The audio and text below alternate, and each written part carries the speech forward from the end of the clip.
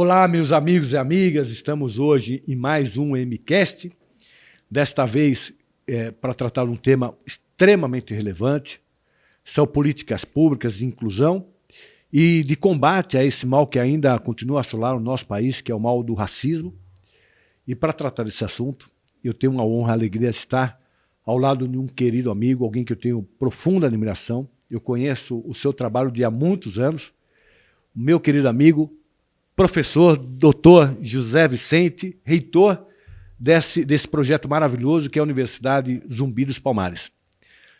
Querido amigo, que honra, que alegria tê-lo aqui conosco nesse bate-papo hoje, tratando desse tema tão importante para a sociedade brasileira, que é o combate ao racismo e a construção positiva de políticas que permitam a inclusão de todos, inclusive especialmente da comunidade negra.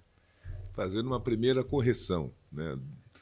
Reitor e doutor, não, agora pós-doutorando. Ontem o meu amigo Zé Vicente compartilhou da alegria que está acabando de ingressar agora na FEA para fazer o seu doutoramento, né? E na área de economia, que é importantíssimo, né? Nós precisamos trazer economia para a formação, inclusive dos nossos jovens, no curso, desde o curso fundamental e até o curso de pós-graduação. Hoje, o meu amigo é também pós-doutorando em economia pela FEA. Mas brincadeira, Max, logicamente uma grande alegria, um grande prazer, né, poder estar aqui com você, conversar com você sobre esses temas que são atuais, que são importantíssimos, que são delicados, né, mas sobretudo de rever, né, o velho amigo de longas jornadas, de longas caminhadas e poder, nessa manhã gélida aqui de São Paulo, refletir um pouco sobre essas questões. Então, muito obrigado pelo convite, uma grande alegria, uma grande honra, estamos juntos. Eu tenho até uma dificuldade com você, porque são tantos assuntos que eu quero tratar com você e é tão pouco tempo. Pois é. Mas eu vou começar por esse projeto que orgulha a todos nós, maravilhoso. E eu tive a oportunidade, quando você começou a sonhar, você foi conversar comigo naquele momento, né? Que é o projeto da Zumbi dos Palmares. Conta um pouquinho desse projeto, como nasceu a ideia, como foi o desenvolvimento, as dificuldades de criação de um curso como é o da Zumbi dos Palmares e como é o estágio atual. Conta um pouquinho para a gente. Marcos, seguramente você viu nos jornais de ontem, e seguramente viu nos jornais anteriores que a USP publicou, né, na Folha de São Paulo ontem, tinha 2 páginas inteiras fazendo o registro do que foram a execução das cotas para negros na Universidade de São Paulo até aqui. Para ao final a matéria registrar que, né, a USP soltando rojões, né, dizendo que, olha, os cotistas estão equilibrados com os não cotistas, não é? E alguns deles estão até notas de ingresso, né? Sim. Então, e constatando, houve sim um gap na entrada, mas no curso, quando atingiu a velocidade de cruzeiro, todos eles ao final chegaram equilibrados no final. E isso nós dizíamos há 30 anos atrás. O problema, sobretudo do pobre, mas do negro brasileiro, é a oportunidade. Se você colocar a oportunidade, até com as limitações que estão colocadas, eles conseguirão chegar adiante. Bem, mas quando nós falávamos isso há 22 anos atrás, a USP tinha 2% de jovens negros e tinha exatamente 4 professores negros no corpo docente.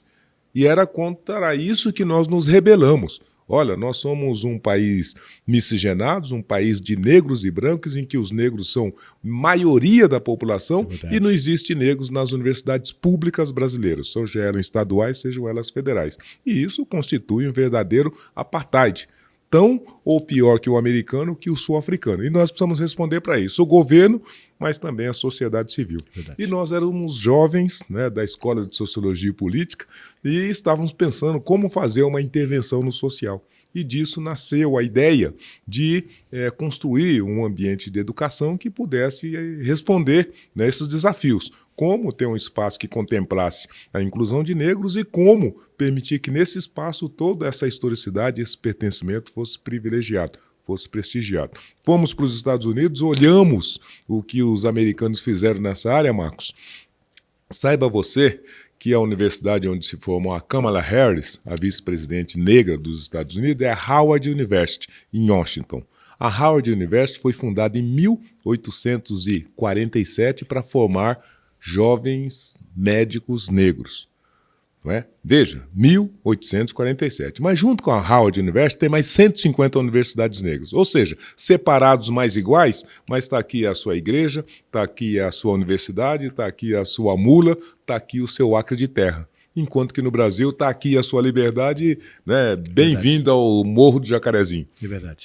Então, foi por isso que nós nos levantamos, porque imaginamos que tinha um papel social e uma responsabilidade comunitária que nos cabia e que nós tínhamos que instigar o governo e a sociedade, mas poderíamos fazer essa intervenção. Trouxemos aquele modelo americano para cá, fizemos as devidas adequações e, com isso, nós colocamos de pé a primeira universidade negra, justamente para puxar a fila, mas para demonstrar que, se tivéssemos essa acuidade de fortalecer a pluralidade, a diversidade, a participação democrática na universidade pública ou privada, nós conseguiríamos resolver os problemas, primeiro, da inclusão dos negros, segundo, da exclusão, né, desse material humano extraordinário, e terceiro, utilizar esse recurso humano extraordinário, habilidoso e talentoso que nos dá tanta alegria em tantas outras áreas sociais, para ao final transformar em intelectuais. Quando foi inaugurada a Zumbi? 2002. 2002. Portanto, nós estamos fazendo 20 anos. 20 anos. Olha que beleza. Palmares. Pois é. Ficamos de maior. Hoje, quantos alunos nós temos? 1.700 alunos. 1.700 alunos. Eu já disse isso para você e reitero agora para quem está nos assistindo. Eu dei palestra, dou palestra, eu gosto muito de aparecer em faculdades, falar com os jovens, né? E foi a faculdade onde estive que eu percebi a maior sintonia, né, o carinho dos alunos em relação ao curso, em relação à faculdade. Os alunos da Zumbi são orgulhosos de participar da Zumbi. Eles sabem do projeto, sabem que não é só formação pessoal. Há um salto em termos de inclusão da sociedade, na sociedade, daqueles que frequentam o Zumbi. Então eu fico muito, muito feliz. Toda vez que eu fui lá, eu registrava isso. Nunca participei, mesmo em universidades públicas e privadas, em cursos, em palestras, onde houvesse tanta sintonia entre a faculdade e os seus alunos. Mercê desse espírito, né, de união que existe para superar barreiras, porque nós sabemos as barreiras que existem, né? Eu já disse isso também, maior que seja a empatia em relação ao combate ao racismo, à inclusão de todos, né? Só quem é negro sabe da dor da alma, né? de sofrer um processo de exclusão, né? E a Zumbi veio para isso, para mostrar para a sociedade a importância da população negra que consegue superar qualquer um, né? Ter uma oportunidade de estar lá competindo com branco, com quem quer que seja, tendo oportunidade, nas mesmas condições, são cidadãos com condições de dar contribuição para a sociedade, para o país, como qualquer outra pessoa. É sensacional o projeto, eu sou um admirador e um entusiasmo do projeto da Zumbi dos Palmares. Imagine, né, Pelé, Garrincha e tantos outros talentos que, diante das adversidades... Na advocacia, o Luiz Gama, né? Sim. Eu tenho a honra de ter participado, né? Foi a única vez que a OAB, eu estava presidente da OAB de São Paulo, foi a única vez que a OAB deu um título, a condição de advogado, para uma pessoa falecida, né? Sim. Que foi para o Luiz Gama. Esse processo, né, que se iniciou na ordem, ele depois levou, eu recebi uma ligação, o Luiz Gama, foi dado a ele a condição, o título de advogado, né? Isso foi em 2016. Sim. Né? E logo depois eu recebi uma ligação da USP, da Faculdade de Direito do Largo de Francisco, onde o Luiz Gama tinha aulas, muitas vezes do lado de fora, Sim. mas assistia às aulas, dizendo que tinha gostado tanto da homenagem da OAB que ia fazer uma homenagem também, concedendo o nome do Luiz Gama a uma das salas. Na Faculdade de Direito do Largo de Francisco, que daqui 2 anos faz 200, não, daqui a 2017, daqui a 5 anos faz 200 anos, né? Nunca se deu o nome de uma sala a alguém que não fosse professor. E foi dado o nome de uma sala a Luiz Gama. E esse processo levou a tantas homenagens que hoje sai uma lei federal, né, colocando esculpindo o nome do Luiz Gama no panteão dos heróis nacionais. Hoje o Luiz Gama é um herói nacional, um advogado que liberou mais de 700 escravos através do processo judicial. Ele que nasceu livre e foi vendido pelo pai como escravo. A história dele é lindíssima. Não. É uma história fabulosa. Republicano, poeta, um grande poeta, né? E, além de tudo, um grande advogado. Um jornalista, escritor, advogado, enfim, ele foi multimídia, né, naquele tempo, né, nos idos de 1800 e mata a gente de inveja, né, que a gente está aqui com 2 atividades, já está querendo abrir o bico, né, e ele então naquela época fazia tudo isso. E lembrando, além dessa sala no Lago São Francisco, né, que nomeia agora com o nome dele, tem também a USP. Por conta disso e por conta da homenagem ao Abel, ao final acabou concedendo a ele o título de doutor honoris causa. É verdade. Né? Então ele também é doutor honoris causa da Universidade de São Paulo. Só tem 2 negros que possuem esse título na Universidade de São Paulo, é o Nelson Mandela e o Luiz Gama. É sensacional. Então, você sabe que eu estimulei a fazer um documentário sobre a vida dele. Eu li muito sobre a vida dele, enfim. Eu digo, é uma história que merecia um documentário. Nós precisamos registrar a história dele, porque a história dele é realmente uma história riquíssima, né?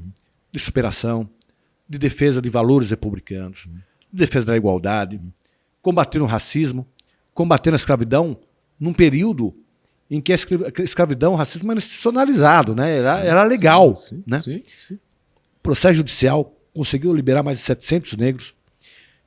E quando eu sugeri um outro amigo, João Batista de Andrade. Ele foi, inclusive, curiosamente, de tantas atividades, ele foi presidente de uma das lojas maçons de São Paulo. É verdade. Ele era maçom. É verdade.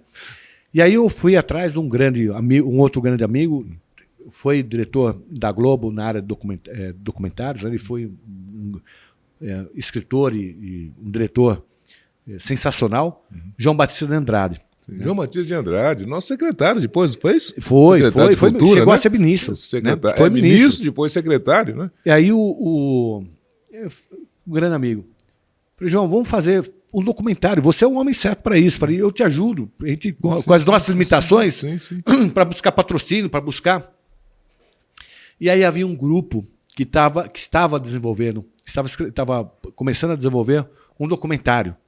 A João Batista falou assim, eu não vou. Já tenho um grupo, tal, vamos respeitar.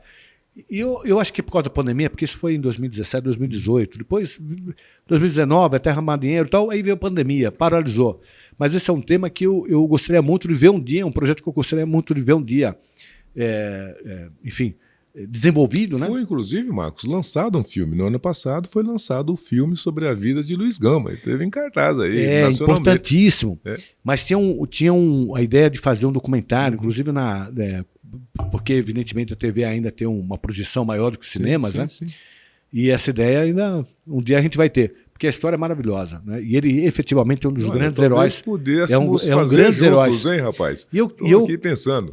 Mas eu queria também, quando estava na presença da ordem, um projeto que, assim, eu não consegui levar adiante, mas que eu também queria colocar para você pensar. Fazemos um livro sobre a participação da comunidade negra na formação da justiça do Brasil. A contribuição que nós temos juristas maravilhosos, né? Mostrando a importância, porque a comunidade negra ela precisa ser valorizada, né? E uma das formas de valorizar é mostrar tudo que ela fez, né, para contribuição para o Brasil. Lógico.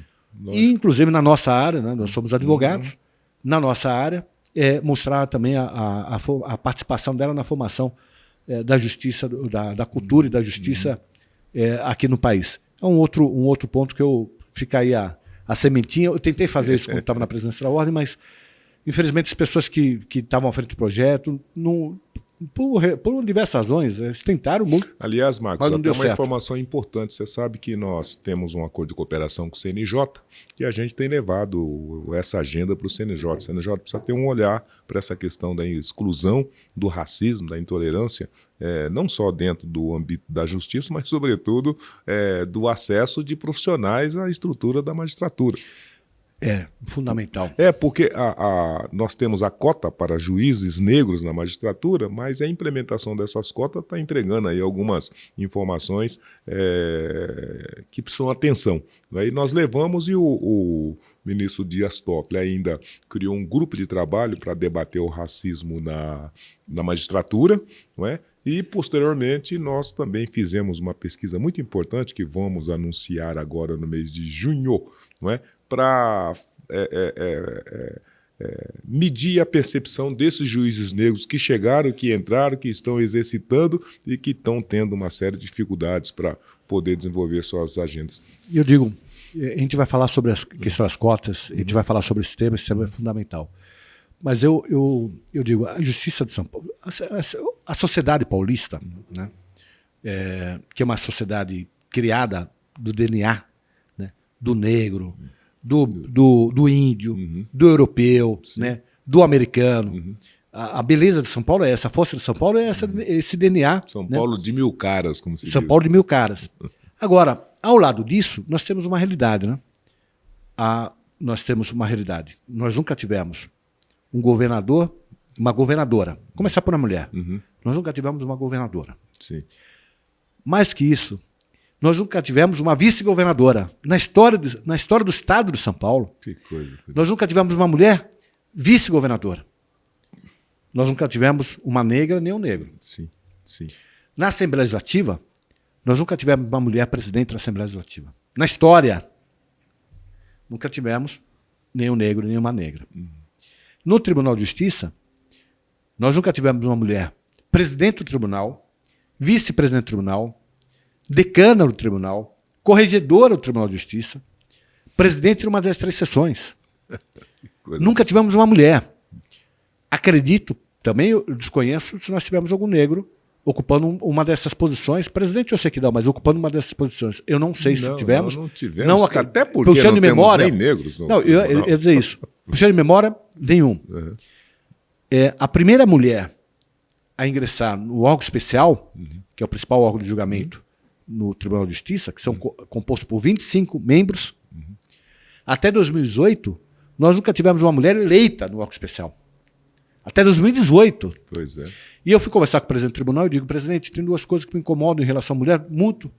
Nós não temos nenhuma mulher eleita. E a outra, e aí eu me penitencio, né, por causa do negro, mas eu estava tratando da mulher, eu digo, nós não temos nenhum busto de mulher. O tribunal tem a tradição de homenagear as pessoas que formaram a Justiça de São Paulo, né, advogados, promotores, juízes, com bustos, né, entronizando bustos. E não tinha nenhum busto de mulher. E aí nós conseguimos fazer a entronização do primeiro busto de mulher, que foi a Maria Augusta Saraiva, que foi formada em 1903. Né? Se formou em 1903. Mas me penitencio, confesso a você, porque eu devia ter feito a mesma coisa com o negro. Nós temos grandes juristas negros, né? E que precisamos fazer um movimento no Tribunal de Justiça para termos negros com o seu busto lá. Para termos negros lá, bem na verdade. E aí eu dizer isso. Sim. Quando eu falava da mulher, né, que nós nunca tínhamos uma mulher eleita para o órgão especial, até 2004, nós nunca tivemos um negro. 2004. Pois é, aí nunca na esquina. Tivemos um negro compondo o tribunal, que tem 350 cadeiras. Pois é. O primeiro negro que entrou por causa da OAB. Sim. Né? Sim. O Dulce era o presidente, o Luiz Flávio Dulce, meu amigo, irmão, e eu era diretor da ordem, né? E nós fizemos, então, na lista sextupla, o tribunal é composto por magistrados de carreira e um quinto do tribunal é formado metade por promotores e metade por advogados. Promotores indicados pelo Ministério Público, advogados indicados pela OAB. Na indicação da ordem, nós conseguimos indicar negros, e aí fizemos uma campanha e o tribunal acaba colocando na lista 6, são 6 nomes pela OAB, que se transforma em 3 nomes pelo tribunal, vai para o governador nomeia. E nós conseguimos fazer a nomeação do primeiro negro da história do tribunal. É um absurdo. 2004. Do Erickson Chiavassa, nosso desembargador. Foi o primeiro negro. É impressionante, a gente não acredita nisso há pouco tempo. É um absurdo isso. E aí, hoje, com a cota, começa a ter uma evolução, né? Na primeira instância. Né? Sim. E aí, por que é importante? É importante porque a visão do negro, a vida do negro, né? As experiências do negro, são relevantíssimas para ter uma compreensão, por exemplo, no caso do racismo, o que significa isso. Como é importante a visão da mulher também. quando se discute uma questão da mulher. Então, essa presença intensa, né, de todos, né, incluindo negros, incluindo mulheres, é que vai fazer uma justiça ser uma justiça mais igualitária, mais solidária. Sim, né? sim. E a ausência leva a desvios. Né? E um dos desvios muito claros, a meu ver, é a criminalidade, é a presença muito intensa, por exemplo, a criminalidade que afeta os negros, jovens mortos, jovens negros mortos na periferia, né? E a presença de negros no sistema penitenciário sem julgamento. Né? A maior parte da população carcerária são negros que não tiveram nem oportunidade de defesa. São sem julgamento. E aí isso, para mim, é retrato do que é a nossa justiça. Né? Porque se a justiça tivesse uma visão mais adequada em termos do que representa essa segregação mesmo, né? Numa parcela da população, uma parcela expressiva, a maior parte da população é negra, nós fazemos com que haja estímulo à violência, criminalidade e a falta de oportunidade, né, no mercado de trabalho. Né? Isso tudo advém, na meu ver, uma falta de contribuição que a justiça poderia ter dado. Pois é, esse é o debate que tem sido colocado, aliás, que ele acompanhou o debate do acesso dos negros nas universidades através das cotas, há 20 anos atrás, que em seguida se debruçou na constatação e na evidenciação dessa não presença do negro em todo o espaço público, né, do governo. E disso resultou nas cotas para negros nos postos da administração pública. E, curiosamente, significativamente, também no Judiciário, mas também no Ministério Público, também nas Forças Armadas, de modo que nós conseguimos dar um passo significativo, que foi formalizar, né, essas ações afirmativas de grande relevância. 10 anos depois, nós estamos chegando a 10 anos da execução da lei das cotas no serviço público, os resultados são desanimadores, porque nós vamos conhecer de tudo, até o descumprimento da lei. Aliás, você está trazendo todas as constatações, né? Os negros sem denúncia no sistema prisional, negros sem a representação nos tribunais e nos espaços públicos, na política, etc. e tal, são todos os temas das agendas que nos últimos 20 anos acompanharam as cotas nas universidades e que nós conseguimos formalizar. Aliás, até no caso da participação política, né? Hoje a lei, então, determina uma atenção para negros, para mulheres negras, etc. e tal. Nós formalizamos, conseguimos constituir como uma prioridade, mas não conseguimos executar devidamente, adequadamente. Até, me permita, muito culpa da própria sociedade. Né? Então, a própria formação da sociedade, a sociedade tem que abraçar essa causa. Né? Sim, e na hora sim, que a sociedade abraça essa sim. causa, aí nós vamos dar um salto de qualidade gigantesco. Né? Não restam dúvidas. Nós conseguimos, né? Conseguimos sair da reivindicação política, transformar em formalização, mas chegou na hora da execução, do monitoramento, do controle, a sociedade não conseguiu fazer o controle adequado. E com isso, os usos da política pública cumpriu uma série de finalidades, menos aquele para o qual estava previsto. E nesse momento que, de novo, a gente vai debater, né, mudança política, e nesse momento que a gente está discutindo racismo, nós vimos, né, aqui nos Estados Unidos, mas nos Estados Unidos, né, um cidadão pegou um rifle e matou, né, 13 pessoas por conta do ódio racial. É verdade. E aqui, como você sabe e a gente tem acompanhado, em alguma medida, entrar num estabelecimento comercial para o negro significa uma sentença de morte, como nós vimos no caso do Carrefour, como nós vimos no caso do supermercado Extra, no atacarejo. Né? O segurança chamou o pessoal do tráfico e entregou o tio e o sobrinho que tivesse apropriado de 1 quilo de carne, né, para que fizesse lá uma execução, praticamente. Enfim, então, essas manifestações desse racismo, seja na vida prática objetiva, seja nas redes virtuais, eles estão se colocando como obstáculo para cumprimento dos fundamentos de democracia, os fundamentos de dignidade da pessoa humana no nosso país. De modo que a sociedade vai precisar se levantar, vai precisar reagir e vai precisar, principalmente, exigir que as leis sejam cumpridas, porque você está colocando um negócio muito sério. Olha, mas essa presença dos negros no sistema prisional, não é? Sem que esteja formalizada adequadamente a sua culpa e a sua denúncia, é uma coisa que está posta... É uma realidade. Uma realidade, mas uma realidade que advém de tempos longuíssimos e que até hoje nem a Justiça, nem o Ministério Público, nem o TCU, nem o Supremo, ninguém conseguiu regularizar uma situação dessa natureza. E eu acho que muito por falta de negros dentro do sistema de justiça. Não, com certeza. Que teria uma visão diferente, sim, né? Sim. Embora essa visão seja uma visão humanitária, independente de cor, né? Mas nós sabemos que a questão do chamado lugar de fala, né? Sim. Né? Só quem sente na pele, aí literalmente na pele, né? Não tenha dúvida. Compra uma briga dessa e tem essa briga como uma bandeira de vida, né?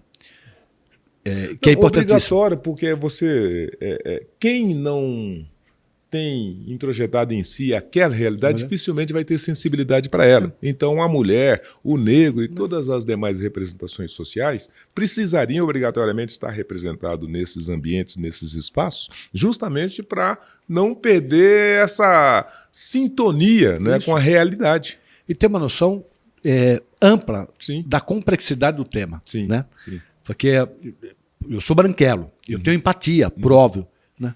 Mas eu não sofro racismo. Né? Então, assim, a complexidade do tema, na sua amplitude, né? O que representa, às vezes até na fala, em determinadas expressões, que vem de uma situação histórica, né? Nós ainda vemos pessoas no ambiente público, né? Pessoas políticas, na TV, usando expressões que têm uma origem racista. Nós tivemos racista. até um caso recente, né? E não é qualquer crítica à pessoa, mas analisando o fato que foi do vereador aqui da Câmara de São Paulo que, né, fez o uso de uma expressão que tem conotação racista. Conotação racista, ou fez e depois foi curiosa a justificativa dele, né? Eu não sou racista porque eu tenho esses funcionários negros. Né? Enfim, mas a gente vai perceber isso que você coloca com muita precisão. O brasileiro, em regra, já vem embarcado, né, com esse chip da intolerâncias e, sobretudo, da intolerância racial. Por quê? Porque nós fomos socializados dessa maneira, nós somos educados dessa maneira, nós somos formados dessa maneira. Então, sem esse olhar, sem essa atenção, a gente não resolve o problema. Aliás, você fala em educação, né? Isso é um tema que devia ser tratado na educação básica. Né? Com certeza. Desde o curso fundamental. Sim, né? Sim. Porque isso é dito e é conhecido e é uma verdade absoluta. Né? A criança não nasce racista. De maneira alguma. Ela aprende a ser. Né? E não necessariamente o racismo é um ato de violência. Né? Às vezes está dentro, né? Na hora de contratar. Né? A pessoa nem percebe, né? Porque é estruturado. Né? O racismo está estruturado na sociedade. Na hora de cuidar e de acolher, nós temos um conjunto de notícias dando conta que os professores, né, na hora de fazer o acolhimento das crianças, se é uma criança branca, ela acolhe de uma maneira, se é uma criança negra, ela acolhe de outra maneira. Então, até essa suscetibilidade está colocada dentro da questão. Por isso a importância, mais uma vez, das Zumbi dos Palmares, né? Que é um marco na história. É um marco, né? Porque tem muito orgulho. Todos nós, viu? Não só você, todos nós temos muito orgulho da Zumbi. Agora vamos falar um pouquinho da questão das cotas, né? Que é um instrumento importante. Foi criado nos Estados Unidos, né? A cotas, ela foi criada, na bem da verdade, ela vem da Índia, não é? Ela começa ali na Índia, depois vai ali para a Malásia, passa pelos Estados Unidos, chega na África do Sul e desembarca aqui no Brasil, em alguma medida, né? Eu lembro dos Estados Unidos da discussão que teve na Suprema Corte, né? Se discutia se era constitucional ou não, e a Suprema Corte entendeu o constitucional, né? E essa discussão foi para o Brasil quando começou a instalar a previsão na nossa legislação de situações obrigando o cumprimento da cota. Também houve um debate no Supremo Tribunal Federal. Né? Pra você ter uma ideia, você está falando, eu estou puxando pela memória. Eu me recordo que as cotas na UERJ, né, a Universidade do Estado do Rio de Janeiro, foi a primeira universidade pública estadual a instituir a lei de cotas. Para você ter uma ideia, no primeiro mês foram 380 mandados de segurança. Então, Só para ter uma ideia de como foi o acolhimento de uma política pública dessa natureza naquela época, né? E sem contar quantas foram depois as ações diretas de inconstitucionalidade no Supremo Tribunal Federal e coisas que tais. Mas o Supremo manteve. Sim, derrubaram-se todos os mandatos de segurança e o Supremo, em 3 oportunidades, chancelou como constitucional, legal, entendeu? Importante, e exigível, importante. Né? Não só é constitucional, mas é um instrumento de inclusão. Não só disse que isso era importante, legal e constitucional, como ele próprio instalou as cotas para juízes. Isso é fundamental. E nós estamos agora, nós estamos passando um período de vencimento da legislação, né? Você sabe quantos anos foram estabelecidos? Na verdade é o seguinte, a trajetória da política de cota, ela tem uma trajetória histórica curiosa, porque quando ela se iniciou, ela não se iniciou numa formalização legal, né? Ela foi uma formalização administrativa. Por quê? Quem aprovou as cotas, primeiramente, foi os conselhos universitários das universidades. Então, seja na UERJ, mas sobretudo nas federais, na UNB, que foi a primeira, quem aprovou foram os conselhos universitários. Mesmo aqui em São Paulo. Aqui em São Paulo não tem uma lei dizendo que existe a obrigatoriedade de cotas nas universidades. Quem o fez foi o Conselho Universitário da USP, da Unesp, da Unicamp, coisa que o vai. De modo que a lei ela só chegou em 2012. As cotas começaram em 2003 e a lei só chegou em 2012. E quando ela chegou dizendo que, olha, essa medida tem um prazo temporal de validade de revisão de 10 anos. De modo que os 10 anos agora, em agosto de 2022, e a lei determina que se realizasse uma revisão para saber o que fazer. Quer dizer, para saber primeiramente o que a lei conseguiu entregar, os aprimoramentos que se fizessem necessários e o que fazer daqui para diante. E para que houvesse essa revisão, a lei determina que o Ministério da Educação faria um grande levantamento, um grande diagnóstico, né? Uma grande pesquisa para orientar o debate público, com isso propor as medidas. E o Ministério o Ministério da Educação não fez isso, o governo federal não fez isso. De modo que a lei termina aqui, não tem as informações para fazer a revisão, e por conta disso a questão que se colocou, para não ter um limbo, então vamos jogar a revisão para um outro momento, e deixa a lei fluir, né? Então é essa a questão, porque a lei ela não define um prazo de validade, o que ela define uma revisão, revisão 10 anos depois. Analisar os efeitos. Exatamente. E como é que está isso? A lei já foi hoje? Como é que está a tramitação disso? Na verdade é o seguinte, por conta disso e por conta dessa revisão, as forças políticas se manifestaram e tem projeto de lei de toda natureza. Alguns acabando com a lei, outros transformando a lei e outros tentando aprimorá-la e ampliá-la. E os que foram mais bem-sucedidos até aqui foram justamente esses que compreenderam, olha, o momento não permite uma revisão, seja porque não tem o relatório, seja porque a temperatura política e, sobretudo, a atitude política do governo federal é uma política avessa, né? E que tem reservas muito sérias contra cotas nas universidades públicas. Então, por conta disso, o que precisamos fazer? Se não é o momento, vamos deixar essa revisão para um outro momento, né? E esse outro momento, os projetos de lei em regra estão definidos, pelo menos daqui a 10 anos. Daqui a 10 anos a gente volta para conversar sobre isso. Que é mais razoável, né? Porque nós estamos falando de uma geração, né? Não dá para você em 10 anos avaliar se houve ou não avanço em funcionalidade das cotas, né? Não são dúvidas. O máximo que você pode dizer quantos alunos foram aprovados. Você tem uma informação quantitativa, mas é só quantitativa. Qualitativa você não consegue. Pelo menos deixar uma geração. 20 anos é o espaço de uma geração, né? Então você começa a medir um pouco o efeito da lei das cotas em termos de sociedade, né? O que ela produziu efetivamente em termos de sociedade. Né? E a lei sábia nesse sentido, porque ela joga essa avaliação para lá, para daqui a 10 anos. Já foi aprovada a lei? Não, na verdade, tem dois projetos de lei que avançaram mais. Tem um projeto no Senado, que é de lavra do senador Paulo Paim, que já passou por todas as comissões, está aguardando aí ir para plenário. E nós temos na Câmara dos Deputados um projeto de lei, que é do deputado Bira do Pindaré, PSB, Maranhão, Benedita da Silva e mais um deputado federal da Bahia. Esse sim conseguiu congregar ali o interesse dos demais parlamentares, ele sai em regime de urgência. Então deve ir à votação por esses dias que virão e ele propõe, então, que essa revisão seja feita daqui a 30 anos. Daqui a 30 anos. Portanto, tem um na Câmara, que ainda não foi aprovado na Câmara, tem um no Senado que não foi aprovado no Senado, sim. né? Quando aprovar, vai ter que ser aprovado na outra casa. Nós estamos agora em maio, junho e julho. Pois é, agosto. 60 dias. Nós vamos correr para um limbo jurídico. Porque... E ainda tem um prazo para sancionar ou não o governo federal, né? Sim. Então, é bom lembrar disso, parlamentares, né? Sim. Da importância desse tema e priorizar.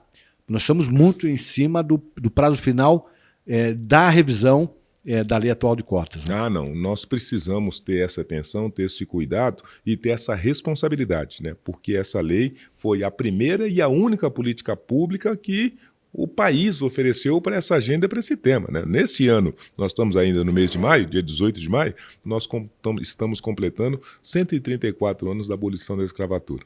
A única política pública nos 134 anos é essa, que está completando 10 anos de vida do ponto de vista da lei. Né? E não seria nem razoável, nem justo, né, que depois de 10 anos de implementação você fizesse cessar uma medida que está com 134 anos de atraso. É verdade. Zé, você, em termos de mercado de trabalho hoje, há algum avanço? Nós ainda mantivemos diferença de remuneração, de espaço do mercado entre brancos e negros? Você estava dizendo aqui, né, os números dos negros no judiciário e também na política, né, que nós não tivemos nenhum governador negro, nem vice-governador negro, não temos desembargadores negros. Né, Salvo agora, acho que 2. Então não temos, né? De 380, se nós temos 2, em algum não temos, né? Ou seja, nós não fomos bem-sucedidos nessa condição. Quando você vem para o ambiente corporativo, você vai perceber que as coisas são mais ou menos similares. São iguais, idênticas. Veja, se nós tivéssemos que puxar agora pela memória, né, nas 2.000 maiores empresas do país, quantos são os presidentes e vice-presidentes negros, homens ou uma mulher, a gente ficaria assim chocado. Porque não existe nas 2.000 maiores empresas do nosso país homens ou mulheres negras nos cargos de direção. Você já pensou um país miscigenado, 56% da população negra, que você não tem mas nem no apartheid, no auge do apartheid americano, ou no auge do apartheid sul-africano, a presença de negros era tão insignificante como é no Brasil. Então isso dá a dimensão da dificuldade. Quando você vem para os cargos medianos, a presença do negro é na casa de 10%. E quando você vem no chão de fábrica, então a presença é um pouquinho mais equilibrada. Mas quando você recorta verticalmente, você não vai encontrar esse público na sua exata proporção da sociedade e você vai conhecer também o que eles denominam como o viés racial no ambiente corporativo. Ou seja, em outras palavras, é o velho racismo estrutural que, ao final, pressiona, exclui e não permite que o negro participe de forma igualitária das oportunidades do ambiente corporativo. Né? Então, nós temos uma situação terrível em que os negros não consegue chegar, não consegue ter acesso e quando consegue chegar, infelizmente o salário do homem negro é quase 50% a menor do que o salário do homem branco e o salário da mulher negra é 30% menor do que o homem negro. Então veja que coisa terrível, e isso com uma lei dizendo que é proibido fazer distinção por conta de cor, por conta da raça. A situação da mulher negra, então, é desesperadora. Desesperadora. Ela sofre as duas, os dois pontos de equilíbrio, né? O da mulher e do negro. Né? Perfeitamente. E pior, quando consegue acessar um ambiente corporativo, por qualquer motivo, elas simplesmente se estabelecem num posto e não saem de lá. Elas ficam congeladas naquele posto, porque o desenvolvimento de carreira também é contaminado por esse olhar e esse viés racial. E o homem negro, profissional negro, entra ali como atendente assistente e morre como atendente assistente, porque o processo de desenvolvimento de carreira ele também tem esse olhar que exclui, esse olhar que distingue. Né? Então nós estamos um problema seríssimo no ambiente corporativo, que a gente vai precisar solucionar e a questão que se coloca e que se debate é de que no governo a gente conseguiu andar, mas com uma formalização. E se o ambiente corporativo não consegue fazê-lo de uma forma voluntária, talvez não vai haver outro caminho que não seja também uma formalização. Veja, teve um acontecimento muito curioso, importante e inédito e inovador nessa questão, Marcos, que na semana que passou nós fomos, por conta desses incidentes com a segurança privada, né, e negros e segurança privada no ambiente corporativo, o Conselho Nacional de Justiça regulou a questão, né, da seguinte maneira: a partir de hoje, para as empresas de segurança contratarem com o CNJ, elas precisam ter qualificação de 10 horas obrigatórias em disciplinas de combate ao racismo, né? Então é uma condição sine qua para que elas possam contratar com o poder público. E penso que fora dessa hipótese de uma regulação, dificilmente a gente vai conseguir resolver essas exclusões terríveis que ainda pesam contra o negro brasileiro em todos os setores da sociedade. Aliás, você falou uma coisa interessante, que é essa inovação também para tentar trazer o negro para dentro da política, e que no ano que passou já tinha legislação definindo que parte da verba partidária ia para negros. 30%. E foi curioso, porque esse ano, então, aprovou-se a lei para isentar negros e mulheres. Porque ninguém cumpriu a lei, ninguém alcançou as metas, aí ao invés de, eventualmente, punir, né, não anistiou todo mundo. Os próprios partidos políticos se anistiaram de uma obrigação que eles estabeleceram, né? Pois é. Agora, tem um lado interessante, obrigado, Vini. Tem um lado interessante que é o seguinte: a importância de nós mostrarmos, né, os grandes modelos, né? O Brasil é riquíssimo: esporte, cultura, educação. Nós temos nomes negros. O direito, a primeira entidade criada da advocacia é o Instituto dos Advogados Brasileiros. Foi criado na época do Império. E o nosso primeiro presidente... É um negro, né? Foi um negro. Pois é. Né? A Casa de Montezuma, até hoje, o Instituto dos Advogados é conhecido como a Casa de Montezuma, que foi o primeiro presidente. Aqui na OAB de São Paulo nós tivemos um presidente, foi Benedito Galvão, né? Benedito Galvão, que dá o nome de uma premiação, né? Inclusive para os grandes as pessoas e os projetos, né? De inclusão dos negros. Essa exposição dos grandes nomes é importante para que até os jovens tenham modelos, né? Percebam que há nomes negros que deram uma contribuição importante para o país. E aí eu estou falando isso para um outro projeto, né? Que eu considero o Oscar brasileiro, né? Que é, uma vez por ano, é feito na Sala São Paulo. Eu não sei se ainda é feito na Sala São Paulo por causa da pandemia. Eu digo por causa da pandemia. Ano passado, né? nós fizemos. Fizeram, opa, que legal. E que é maravilhoso, né? É grande Oscar brasileiro, o Oscar da negritude, né? Conta um pouquinho também desse... Pois é, porque é muito bonito isso. E você, deixa eu acrescentar, porque eu fico entusiasmado. Você traz grandes nomes do mundo. Do mundo inteiro. Do mundo. Do mundo inteiro. É emocionante quem pode participar. Infelizmente, não é aberto, porque o espaço não permite... são só convidados, né? Mas é emocionante. E você ter acesso aos grandes nomes brasileiros, homens e mulheres negros, ou que contribuíram para a inclusão, e também nomes internacionais.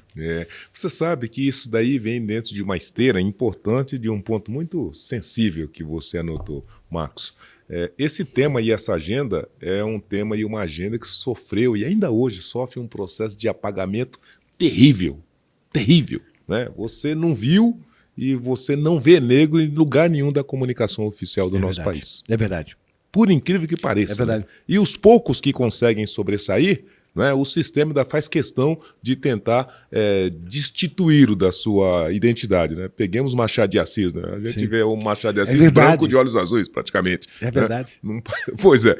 Então a gente tinha essa ideia de que uma das intervenções importantes era a gente construir esses heróis, né, para que os jovens, para que negros, para que brancos soubessem. Dá visibilidade para os heróis. Dá visibilidade para os nossos heróis. Que eles existiram, que eles foram importantes na vida do nosso país, na vida da nossa sociedade, e que eles são prova vivas de que, apesar dos pesares, é possível, né, manter-se numa linha reta, é possível fazer a mudança, fazer a transformação com dignidade, né, com decoro.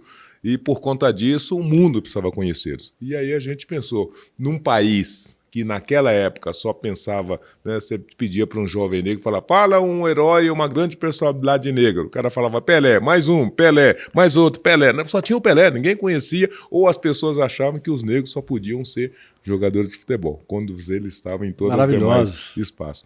Então a gente pensou nisso há 20 anos atrás, e há 20 anos atrás o Oscar, né, do negro brasileiro é o Troféu Raça Negra, que entra, né, todo ano com galhardia dentro da Sala São Paulo, todo mundo de black tie, chegando de limusine, soltando rojão, a gente faz um barulho danado, né, para as pessoas justamente tomarem conhecimento, né, que o Brasil é uma construção coletiva e que os negros tiveram e têm, né, uma contribuição extraordinária que precisa ser prestigiada, que precisa ser conhecida e celebrada. E você traz nomes importantíssimos do resto do mundo, né? Quase que apadrinhando o evento por ano, né? Sim, eles vêm dizer pra gente, olha, isso é importante pro negro, pro branco, para todos nós, porque ele está outra vez enfatizando que a vida é um coletivo, a vida é diversa, as pessoas são diversas e que todos têm contribuições importantes, não é? E a gente recebeu aqui desde Graça Machel, né, a esposa de Mandela, que aliás ela veio no ano que eu tive a honra de receber o troféu e nós, depois para minha alegria, meu orgulho, nós fomos jantar, né? Pois é. E ela é uma simpatia, ela é uma simpatia. Fabulosa, né? E foi bem você tocar nesse assunto, tocar nesse detalhe, porque o troféu tem bem esse jeitão, é o que nós denominamos negros de todas as cores, né? Então, lutar contra a injustiça, lutar contra o racismo, lutar contra a intolerância, não é e não pode ser um atributo, um dever, uma obrigação do negro. Deve ser de todas as pessoas, negras, brancas, né? De todas as cores. Então, foi por conta disso que você, naquela oportunidade... Você falou de intolerância, eu lembrei de um tema... religião, né? A base da religião, de uma forma geral, mas quando diz respeito às religiões de origem africanas, né? Aí nós temos muito preconceitos e muitas vezes agressões, né? Violências. Nós agredimos pais de santos na luz do dia. O Estado passa com os tratores sobre os terreiros de Umbanda. Você compreendeu? A religião de matriz africana ela é violentada no espaço de concessão pública da comunicação. Você liga determinados canais, sobretudo de algumas denominações evangélicas, e está lá o pastor, sabe, agredido, violentando, né, a religiosidade afro-brasileira. Né? Você pega nos livros escolares, a religiosidade afro-brasileira é apagada, inexiste. Né? De modo que, com isso, a gente constata o quanto, né, em pleno 2022, a gente ainda tem que lutar contra essas agressões e essas intolerâncias que não permitem que a gente exercite o direito de cidadania. Não, e numa base que é a base religiosa, que é a base da fraternidade, do amor ao próximo. Né? A gente imaginar você sofrer violência por uma opção religiosa, né? E aí não é questão de ser branco, ser negro. Eu vivi minha vida inteira, minha avó era espírita, o cavalo, né, ela recebia espírito, ela tinha... É inacreditável que num ambiente de amor, que é a religião, né, nós ainda convivamos com atos de violência, né, a gente está pela matriz ser africana, basicamente pela matriz ser africana. A gente... E é muito curioso, né? Talvez essas são algumas nuances que a gente precisa captar e tentar compreender, porque, veja, para um país que, em regra, tem essa posição, né, no que diz respeito à religiosidade afro-brasileira, a gente vê depois, né, as pessoas na rua aplaudindo um Exu em praça pública, né, como foi o caso da vitória da Escola de Samba Grande Rio, no Carnaval Carioca, em que ela veio falando dessa religiosidade afro-brasileira, mas todas as demais vieram falando de alguma dimensão da agenda. Ou seja, então o povo na rua está querendo mudança, transformação, respeito, tratamento igualitário para todas as questões, né? A religiosidade, o pertencimento, a historicidade, a cor, a raça, a opção sexual. A gente quer, sabe, liberdade para ser o que a gente quiser, né? E o país está reivindicando isso nas ruas. Então, a religiosidade É isso que nos enche de esperança. Sim, né? sim. A E, sobretudo, Marcos, o país e os jovens. É verdade. São, na maior parte das vezes, os jovens que estão ali na frente solicitando e exigindo mudança. É verdade. Isso nos dá muita esperança. E aí nós estamos nos aproximando do final, infelizmente, né? Mas eu volto outras vezes. Eu já estou me convidando. Aí não é convite, é convocação. Me fala um pouquinho do futuro. Como é que você vê o futuro? É um futuro mais próximo? Por exemplo, nós vamos ter eleição esse ano, nós vamos ter uma nova oportunidade de eleger negros e negras, né? Nos nossos espaços políticos. Mas como é que você vê o futuro? O que você pessoalmente está programando como próximos passos? O seu trabalho é magnífico, né? As frentes que você abriu. E como é que você vê o futuro da sociedade próximo e mais, um pouquinho mais distante em relação ao tema da inclusão? Eu acho que você tocou no ponto fulcral dessa questão que você falou, a juventude, né? E por conta dessa juventude, que por si só é a manifestação, né, objetiva da esperança, do otimismo, né, eu vejo com otimismo.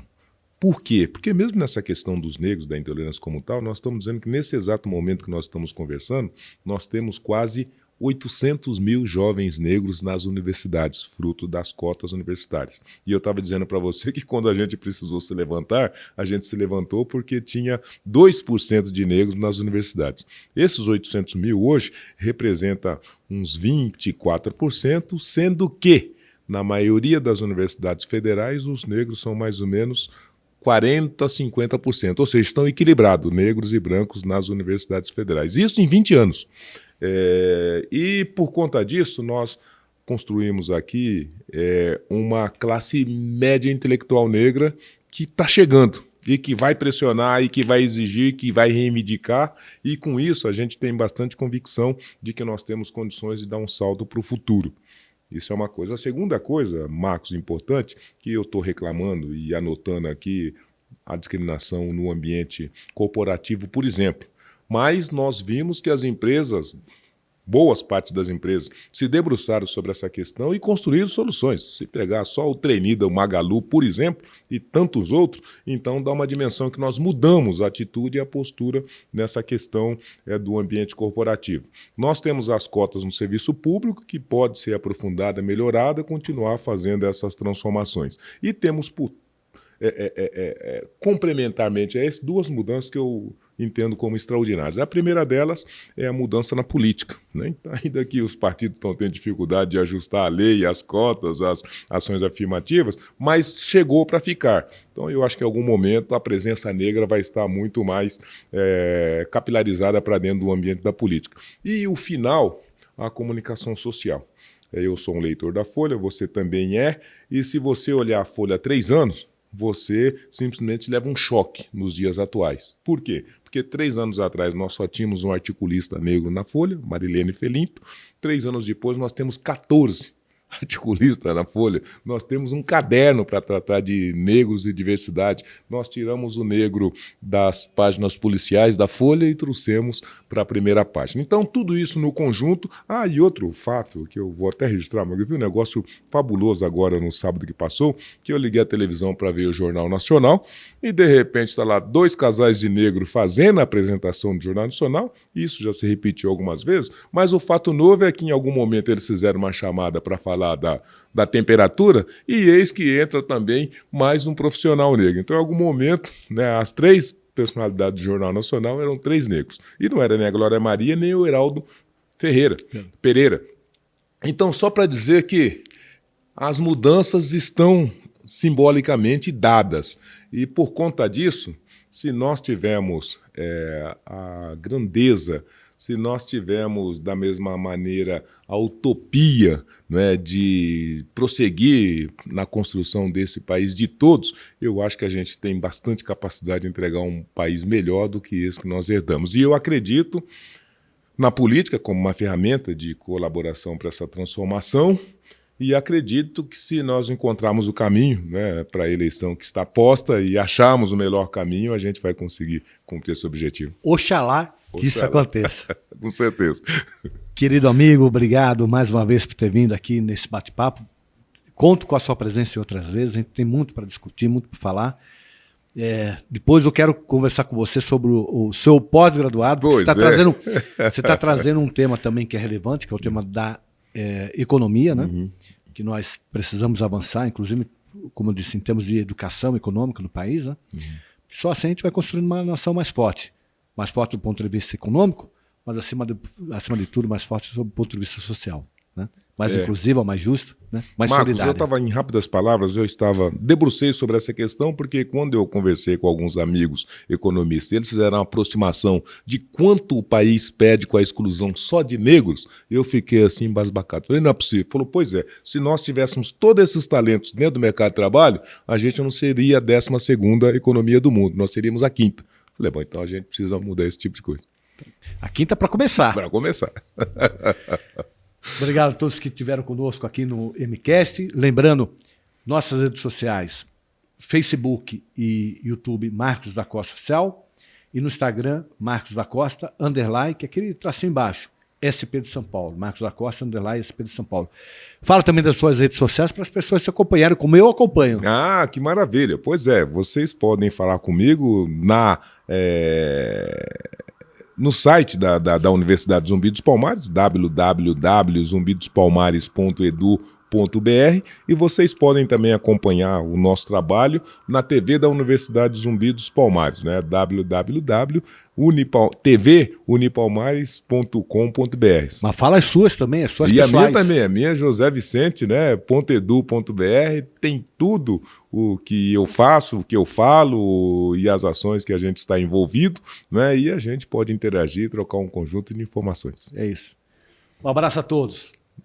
Até o próximo MCast.